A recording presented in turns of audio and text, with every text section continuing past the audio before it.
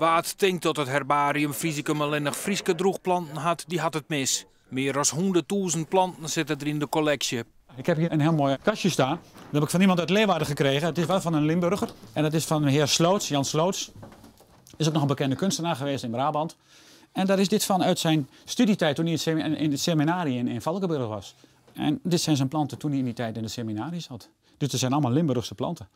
Maar het kabinetje dook op in Leeuwarden. En dan stond het in een schuurtje. En met de planten er nog prachtig geconserveerd in. Het bijzondere is dat dit verzameld is aan de oostkust van Schotland. Door een hele bekende algoloog in Schotland, David Lensborough. En die heeft het samengesteld. En die heeft het heel goed samengesteld. Het is zo mooi geconserveerd en opgeplakt. Hoe die het gedaan heeft, weet ik niet, maar het ziet er geweldig uit. Dit is een onderduikersherbarium, dat hier is uitgestald. En dat is een herbarium wat door Joodse onderduikers in Wassenaar in 1940, 1943 verzameld hebben. Waarschijnlijk is het door een meisje van 15, 16 jaar is het gekalligrafeerd aangebracht. Het ziet er prachtig uit. En de planten die zitten er ook prachtig mooi in vastgelegd. En mevrouw, wat vind je ervan?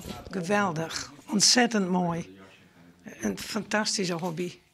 En wat springt eruit, wat onthoud je hiervan? Vooral die kosmos en ik, die vind ik heel mooi. En al die soorten dennenappels, heb ik jongen. Je had hier de grootste kegel in de wereld, hè? Ja, dat is deze sugarpine die hier staat. Dat is de grootste, de langste. En het komt uit Amerika. En die heeft dus zaden die dus zoetstoffen geven voor de Indianen. En die worden daar in die tijd gebruikt. Misschien nog wel, dat weet ik niet. Maar het is inderdaad een hele grote kegel. En hiernaast staat de zwaarste kegel.